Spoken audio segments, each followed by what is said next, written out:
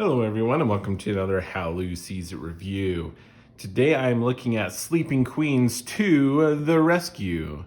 And my son always reminds me, it's not Sleeping Queens 2 The Rescue. He says it's Sleeping Queens to the Rescue. You get it? Uh, the game is also full of some really fun kind of visual puns with, as you can see here on the cover, even a parrot shoot. The game is really, really fun. It is a sequel to one of Gamewright's most popular card games, actually, Sleeping Queens, a very popular game in their line that won the Smart Play, Smart Toy award from Dr. Toy and got this little seal of excellence. It was actually designed at the time, 6-year-old Miranda, I believe. I'll pull it up in here. I can't remember the name off the top of my head. Oh, it's right here too. Miranda Everts and family. But she was 6 at the time, and with the help of her family, created and designed Sleeping Queens. Very, very popular game. And so I was very excited to get Sleeping Queens out. My daughter has had this now for a while, got it Christmas, a few Christmases ago, and we really enjoyed it. And so taking a look at the sequel. Now, they has a similar feel, and so I think they've done a good job at coming up with the sequel, also designed by the Everts family. And this one, it has math. You utilized math, either recognizing matching to discard cards, but you created simple math problems, equations with your cards. So just something as simple as if you had a 2, 3, and 5 in your hand, you would then be able to utilize that to awaken one of the Sleeping Queens and trying to collect those. In this one here, we actually have the Sleeping Queens. Now it's the queens here. Time to try to rescue these kings who've gotten themselves into a bit of trouble. Both of the games are 2 to 5 players, ages 8 and up, and again have a very similar feel to them. So let's go ahead and show you though what is in the Sleeping Queens 2 and tell you some of my thoughts about it. So the rule set here, again, the game is fairly straightforward. The rules set here, no surprise from Gamewright, is very well done. We have lots of visuals here and examples. We got a good setup here. This is how you would set up the game of Sleeping Queens to the Rescue. And we're trying to be the first to rescue a certain number of kings. That's going to be dependent on the number of players. So as you can see here, we just played this actually today as well with the 3 players, and we had to get 3 kings. The first person to do that immediately wins. And 2 players are going to go to 4 kings, and if you're playing the max of 5 players, it's first to 2 kings. Keeps the game nice and quick, so it works well. Now, again, I think I haven't played it ever at 5 players. I think kind of the sweet spot would be 3 to 4, but definitely works well with 2 as well. So the rules are great. The insert and the quality of components is also very good. So this one here has a die, it has a dragon, and then it's either going to have 2, 3, 2, 3, or we also have a 1. So we'll talk about gameplay in a little bit, but great quality die, nice and chunky, very easy to see the numbers, so that works great. Cards here, the nice linen finish on them, and just very, very nice. So the animal companion cards, you're going to have 3 different decks. This animal companion deck, fairly small here. We're going to shuffle that up. There are 10 different companions, rescue companions, and they have very punny names here. Here you have duct tape, very cute. Here we have the parrot shoot. This one here is just adorable fox, squirrel or something. I don't know What the S? Oh, Sleeping Queens. That's what that stands for.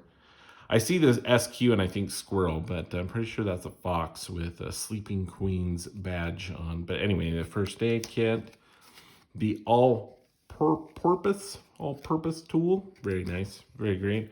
There is one wild. The key thing on these are these symbols in the top left corner that are going to need to correlate with one of the Sleeping Queens that you get in the main deck of cards. So I need to match one of these symbols, one of these companions up with the Sleeping Queen. There are, I think, 2 of each, is that, or 3? 3 of each, and then there's the one wild that can count as any of these. So very, very fun. One of my favorites, you got a catapult, hilarious. The shrew driver, you have a hammerhead shark, and a crane. So just very, very punny, very fun art with these animal companions there. This one has also some knights that will give you kind of a special ability throughout the game. The knights will be moving around, so you're not, let's say it's said to do it randomly. You could have people choose as well. But the game comes with these little standees, and I don't know why more games don't actually utilize these standees, because I don't know how many of you have struggled and had the pain of trying to force these cardboard things into these standees. But these ones are so well designed. Like, it's not hard to get them in. They don't necessarily fall right out either, but it doesn't destroy the cardboard. I don't have to, and it's like, who made this? Who made this game right? Because these are the greatest cardboard standee little plastic things that I've ever seen in any board game. And so kudos to them, because I think they're great. They're not too loose, but they're loose enough that you can easily get it out and you can easily get it in without damaging the cardboard. Amazing, amazing. So I had to point that out and rave about that, because it's no small feat. You go look at games that use standee things, and most of them destroy the standee. You can't really get them out. It's terrible. These are great, and so very easily you can pull off the standees and keep them separate and store them flat in the box. So yeah, they have different abilities. This one protects against the Switch Witch, has the ability on each side. If you roll a 1, you get a re-roll. This one, you get 6 cards in your realm instead of 5. Draw 1 more card than the number rolled. So at the beginning of your turn, you're rolling this die to get a certain number of cards. 1 is not really great, right? But that's why that ability comes in. This one, you get to roll, you get to draw 1 more card every single time. Very powerful knight. Protects against Sleeping Willows, which is nice. Puts your queens to sleep, and then you have to spend cards to wake them up. So there's that. Add or subtract 1 any number card.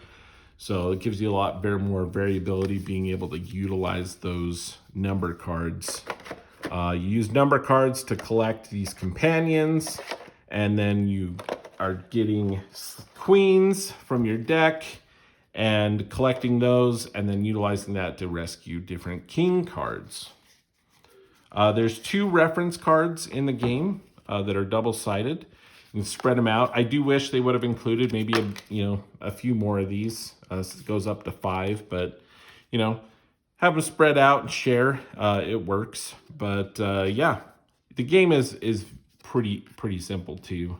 So once you understand what the different action cards are, remember what they are, it's really quick. The game really doesn't need a reference card, but how simple it is. So I think that's why they just have a couple of them. You have them kind of spread out if needed. Let's go and show you the artwork. Very similar, fun artwork to the original as well. This one here, this is the deck of king cards. In the original, the different queens kind of have some different point values assigned to them.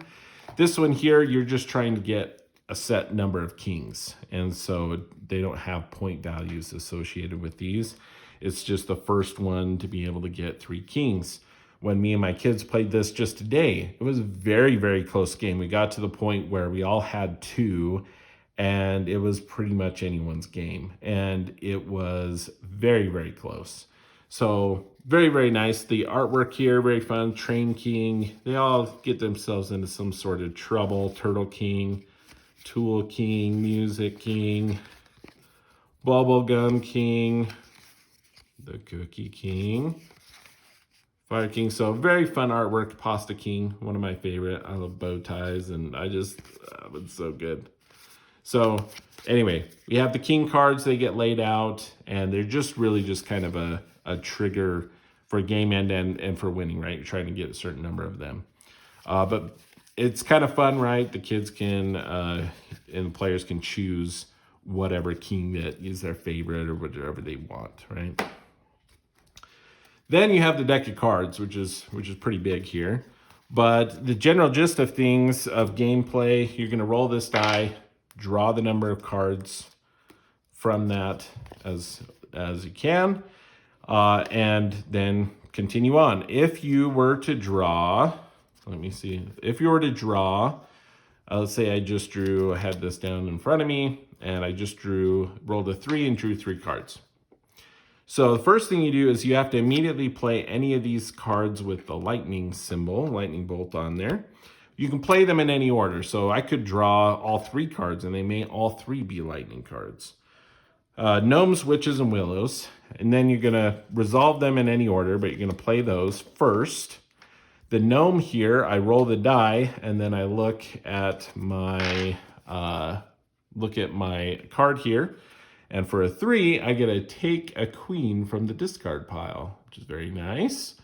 You can also end up taking face down companion from the middle, which is really nice. Steal a card, or you can swap knights. Swap 2 knights if you roll the dragon. So very, very cool. There's other cards in here as well. The other action cards, they're actually explained here on the back. You have the Switch Witch, which you can swap companions with another player or any other card. So you can swap cards, which we had in our game. We had someone who needed that companion, ended up swapping and actually helping both people out because the animal companions, remember, need to match the certain queens. Let's see if we can find a queen card here to show you. See? So this queen card here has the same symbols up in this left-hand corner. So the evergreen queen needs a green companion, a symbol with a green companion. And also, colored background helps very easily distinguish those, but we have the symbols too for anyone who has issues with, color blindness as well. So I thought that was well done. So yes, you're trying to get those. Once you get a combination, this goes in the discard pile. They go into their own discard pile and continue on. But yeah, so the other cards, we have the Sleeping Willow, which puts your queen to sleep.